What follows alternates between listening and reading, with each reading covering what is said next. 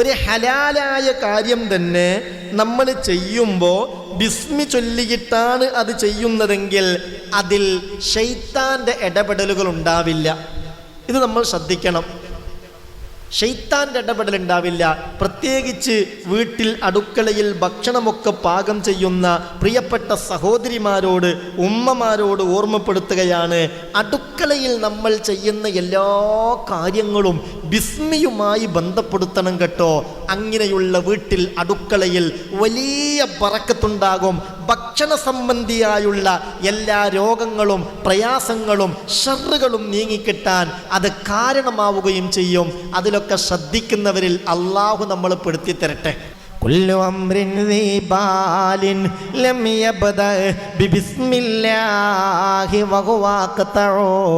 ഏതൊരു നല്ല കാര്യവും ബിസ്മി കൊണ്ടല്ല തുടങ്ങുന്നതെങ്കിൽ വഹുവ ഖതഉ, അതിൽ ബറക്കത്ത് മുറിഞ്ഞു പോകുമെന്ന് അഷ്റഫുൽ വറ നബി മുഹമ്മദ് മുസ്തഫ സല്ലല്ലാഹു അലൈഹി വസല്ലം. നമ്മളൊക്കെ ശീലിക്കണം. ആ ഒരു ശീലമുള്ളവരായി നമ്മളെല്ലാവരും മാറണം. ഏതൊരു നല്ല കാര്യം ചെയ്യുമ്പോഴും ബിസ്മില്ലാഹിർ റഹ്മാനിർ റഹീം എന്ന് പറഞ്ഞ് തുടങ്ങുക എന്നുള്ളത് അത് ആ ഒരു വിഷയത്തിൽ അള്ളാഹുവെ നമ്മൾ ഓർക്കലും അള്ളാഹുവുമായി നമ്മൾ ബന്ധപ്പെടലും അള്ളാഹുവിനെ ആ വിഷയം തവക്കുലാക്കലുമാണ്. അതാണ് ബിസ്മിയുടെ പ്രത്യേകത. ഒരു കാര്യം ചെയ്യുമ്പോൾ ബിസ്മില്ലാഹിർ റഹ്മാനിർ റഹീം എന്ന് ചൊല്ലിയാൽ ഇതാ ഈ കാര്യം അള്ളാഹുവിൻ്റെ നാമത്തിൽ ഞാൻ ആരംഭിക്കുന്നു. ഇനി ഇതിൽ ആവശ്യമായ എല്ലാ സഹായങ്ങളും എൻ്റെ റബ്ബിൽ നിന്നെനിക്ക് കിട്ടണം. അതുകൊണ്ട് ഈ കാര്യത്തെ ഞാൻ അള്ളാഹുവിലേക്ക് ഏൽപ്പിക്കുന്നു എന്നാണ് ആ പറഞ്ഞതിൻ്റെ അർത്ഥം. അപ്പോൾ ആ ഒരു കാര്യത്തിൽ നമ്മൾ വളരെ ശ്രദ്ധിക്കണം. ഹലാലായ കാര്യങ്ങൾ പോലും തുടങ്ങേണ്ടത് പലതും ബിസ്മി കൊണ്ടാണെന്ന് അള്ളാഹുവിൻ്റെ റസൂൽ നമ്മളെ പഠിപ്പിച്ചിട്ടില്ലേ? ഇപ്പോൾ സ്വാഭാവികമായും ഭക്ഷണം കഴിക്കുന്നതിൻ്റെ ഹുക്കം എന്താണെന്ന് ചോദിച്ചാൽ എന്താ ഭക്ഷണം കഴിക്കുന്നതിൻ്റെ ഹുക്കം? എല്ലാ കാര്യത്തിലും ഒരു ഹുക്കുമുണ്ടാവുമല്ലോ. അഞ്ചാലൊരു ഹുക്കും. ഒന്നിരിക്കെ ഒരു കാര്യം സുന്നത്താവും, അല്ലെങ്കിൽ ഒരു കാര്യം നിർബന്ധാവും, അല്ലെങ്കിൽ ഒരു കാര്യം കറാഹത്താവും, അല്ലെങ്കിൽ ഒരു കാര്യം ഹറാമാകും, അല്ലെങ്കിൽ കാര്യം ഖിലാഫുൽ ഔലയാകും, അല്ലെങ്കിൽ മുബാഹാകും. ഇങ്ങനെ 5 or 6 നിയമങ്ങളാണ് എല്ലാത്തിനുമുള്ളത്. എന്തൊരു കാര്യവും ഇതിലേതെങ്കിലും ഒന്നായിരിക്കും. ഒന്നിരിക്കും നിർബന്ധമാവും, ഫർളാവും, അല്ലെങ്കിൽ സുന്നത്താവും, അല്ലെങ്കിൽ അത് ചെയ്യൽ ഹറാമാകും, അല്ലെങ്കിൽ കറാഹത്താകും, അല്ലെങ്കിൽ ഖിലാഫുൽ ഔല. കറാഹത്ത് എന്ന് പറയണ്ട, നല്ലതിനെതിരാണ്, അതിൽപ്പെടും. അതുമല്ലെങ്കിലോ മുബാഹ്, ഹലാലാവും. ഹലാൽ എന്ന് പറഞ്ഞാൽ ചെയ്താൽ കൂലിയുമില്ല, ചെയ്തിട്ടില്ലെങ്കിൽ കുറ്റവും ഇല്ല. ഇപ്പം നമുക്കൊരു ഗ്ലാസ് ചായ കിട്ടി, അത് കുടിക്കുന്നതിൻ്റെ ഹുക്കം എന്താ നിങ്ങളൊന്നും പറയാത്തത്? ചായ കുടിക്കലില്ലേ? എന്താ ഇപ്പം ചായ കുടിക്കുന്നതിന് ഹുക്കുമേ? അല്ലേ നമ്മളിങ്ങനെ ഇരുന്ന് വയല് കേൾക്കുകയാണ്, ഉച്ചക്ക് നല്ലവണ്ണം ഭക്ഷണമൊക്കെ കഴിച്ച് വന്നതാണ്, വെള്ളം കുടിച്ചിട്ടുണ്ട്, നമുക്ക് ദാഹോ കാര്യങ്ങളൊന്നുമില്ല. ഒരാൾ നമ്മുടെ അടുത്ത് വന്നിട്ട് ഒരു ഗ്ലാസ് വെള്ളം തന്നു, ചുടുവെള്ളം. നമ്മൾ വേഗം അത് വാങ്ങി അങ്ങ് കുടിച്ചു. എന്താ അതിൻ്റെ ഹുക്കുമ്? അടച്ചോനെ, അതിനിപ്പോൾ ബുഖാരി മൊത്തം ഓതണോ അതിൻ്റെ ഹുക്കുമ് പറയണമെങ്കിൽ? അത് ഹലാലാണ്. കുടിച്ചിക്കില്ല എന്ന് കരുതി കുറ്റുണ്ടോ?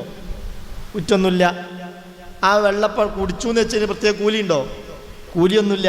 എന്നാലും അതിൻ്റെ മുമ്പ് എന്ത് സുന്നത്തുണ്ട്? അതിൻ്റെ മുമ്പ് ബിസ്മി ചൊല്ലൽ സുന്നത്തുണ്ട്. മുബാഹായ കാര്യം, ഹലാലായ കാര്യം, അതിൻ്റെ മുമ്പും ബിസ്മി ചൊല്ലൽ സുന്നത്തുണ്ട്. എന്താണ് ഹലാലായ കാര്യത്തിൻ്റെ മുമ്പ് ബിസ്മി ചൊല്ലാനുള്ള വജ്ഹ്? മഹാന്മാരായ മുഫസ്സിരീങ്ങൾ രേഖപ്പെടുത്തുന്നുണ്ട്. ഖാല ഇബ്നുൽ ഹത്തീബ് ഫഇൻ ഖീല ഫമാ വജ്ഹു തസ്മിയതി ഫിൽ മുബാഹി കല്ലഖിലി. ഭക്ഷണം കഴിക്കൽ പോലെയുള്ള ഹലാലായ മുബാഹായ കാര്യങ്ങളിൽ ബിസ്മി ചൊല്ലാനുള്ള വജ്ഹ് എന്താണ്? അതിപ്പോൾ ഒരു നല്ല കാര്യം എന്നൊന്നും പറയാനില്ലല്ലോ.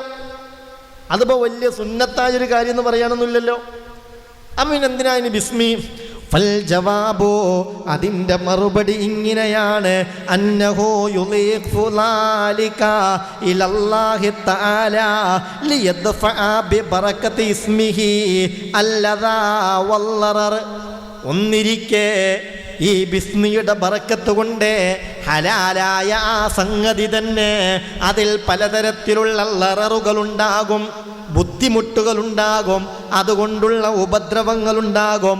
അള്ളാഹുവിൻ്റെ പേര് അതിൻ്റെ തുടക്കത്തിൽ ഉച്ചരിക്കലോടെ ആ ലററ് നീങ്ങിക്കിട്ടും, ആ ബുദ്ധിമുട്ട് നീങ്ങിക്കിട്ടും. മാത്രമല്ല, ഒന്ന് ഈ ബുദ്ധിമുട്ട് അതുകൊണ്ട് നീങ്ങിക്കിട്ടും. അത് നമ്മൾ ആത്മാർത്ഥമായി ചെയ്യേണ്ടത് പ്രകാരം അള്ളാഹുവിനെ ഓർത്ത് അള്ളാഹുവിലേക്ക് തവക്കുലാക്കിയാണ് ചെയ്യുന്നതെങ്കിൽ അതുമായി ബന്ധപ്പെട്ട എന്തെങ്കിലും ശുറൂറുകളുണ്ടെങ്കിൽ ഈ ബിസ്മിയുടെ ബറക്കത്ത് കൊണ്ട് ആ ഷർറങ്ങ് നീങ്ങിക്കിട്ടും. പിന്നെയോ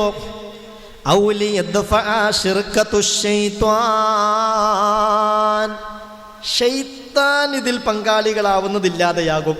ഒരു ഹലാലായ കാര്യം തന്നെ നമ്മൾ ചെയ്യുമ്പോൾ ബിസ്മി ചൊല്ലിയിട്ടാണ് അത് ചെയ്യുന്നതെങ്കിൽ അതിൽ ശൈത്താൻ്റെ ഇടപെടലുകൾ ഉണ്ടാവില്ല. ഇത് നമ്മൾ ശ്രദ്ധിക്കണം. ശൈത്താൻ്റെ ഇടപെടൽ ഉണ്ടാവില്ല. പ്രത്യേകിച്ച് വീട്ടിൽ അടുക്കളയിൽ ഭക്ഷണമൊക്കെ പാകം ചെയ്യുന്ന പ്രിയപ്പെട്ട സഹോദരിമാരോട്, ഉമ്മമാരോട് ഓർമ്മപ്പെടുത്തുകയാണ്, അടുക്കളയിൽ നമ്മൾ ചെയ്യുന്ന എല്ലാ കാര്യങ്ങളും ബിസ്മിയുമായി ബന്ധപ്പെടുത്തണം കേട്ടോ. അങ്ങനെയുള്ള വീട്ടിൽ അടുക്കളയിൽ വലിയ ബറക്കത്തുണ്ടാകും. ഭക്ഷണ സംബന്ധിയായുള്ള എല്ലാ രോഗങ്ങളും പ്രയാസങ്ങളും ഷർറുകളും നീങ്ങിക്കിട്ടാൻ അത് കാരണമാവുകയും ചെയ്യും.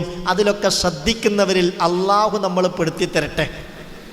എല്ലാ വിഷയത്തിലും ചോറ് വെക്കണം, അരി എടുക്കുകയാണ്, അരി എടുക്കുമ്പോൾ ബിസ്മില്ലാഹിർ റഹ്മാനിർ റഹീം. അരി കഴുകാൻ വെള്ളം ഒഴിക്കുമ്പോൾ ബിസ്മില്ലാഹിർ റഹ്മാനിർ റഹീം. അരി ആ അടുപ്പിൽ വെള്ളത്തിലേക്ക് അങ്ങിടുകയാണ്, ചെമ്പിൽ വെള്ളത്തിലിടുമ്പോൾ ബിസ്മില്ലാഹിർ റഹ്മാനിർ റഹീം. അള്ളാഹുവേ, അടുപ്പത്തേക്ക് വെള്ളം വെക്കുകയാണ്, ചെമ്പിൽ പൈപ്പിൽ നിന്ന് വെള്ളം എടുക്കുമ്പോൾ ബിസ്മില്ലാഹിർ റഹ്മാനിർ റഹീം. ആ വെള്ളം അടുപ്പത്ത് കൊണ്ടുപോയി വെക്കുമ്പോൾ ബിസ്മില്ലാഹിർ റഹ്മാനിർ റഹീം. അങ്ങനെ ഭക്ഷണം വെന്തോന്ന് നോക്കാൻ വേണ്ടി നമ്മൾ എടുക്കുകയാണ്, ഒരു വറ്റൊന്ന് നെക്കി നോക്കി, ഒന്നെടുത്ത് വായിലിട്ട് നോക്കി, ബിസ്മില്ലാഹിർ റഹ്മാനിർ റഹീം. ഭയങ്കര ബർക്കത്താണ്. എത്ര തവണ നമുക്കതിന് അവസരം കിട്ടും. അടുക്കളയിൽ നമ്മളൊന്ന് ശ്രദ്ധിച്ചാൽ എത്ര തവണ ബിസ്മി ചൊല്ലാൻ അവസരം കിട്ടും. അള്ളാഹു അതിനെക്കുറിച്ചൊക്കെ ഉള്ളൊരു ബോധം നമുക്ക് തരട്ടെ. അതിനൊക്കെ ഒരു ബോധമാണല്ലോ. ഇദാ അറാദല്ലാഹു ബിഅബ്ദിഹി ഖൈറാ ജഅലല്ലാഹു ഫീ ഖൽബിഹി വഇലാ. അള്ളാന്റെ കലാമ് കേൾക്കണമെന്ന താല്പര്യത്തോടെ പ്രതീക്ഷയോടെ ഈ മജ്‌ലിസിലെത്തിയവരെ, ഈ ഹദീസ് ഞാനൊന്ന് പറയുമ്പോൾ അതിൻ്റെ സാരം നിങ്ങൾ ചിന്തിക്കണം. എന്നിട്ടങ്ങനെ ഒരു വാഴിലിനെ എനിക്ക് കിട്ടിയോ എന്നാലോചിക്കണം. ഈ ഒരു ഹദീസിൻ്റെ അർത്ഥം ഞാൻ പറയുമ്പോൾ ആ അർത്ഥം ഒന്ന് ആലോചിച്ചിട്ട് ഞാൻ അതിൽ പെട്ടിട്ടുണ്ടോ എന്ന് ചിന്തിക്കുക.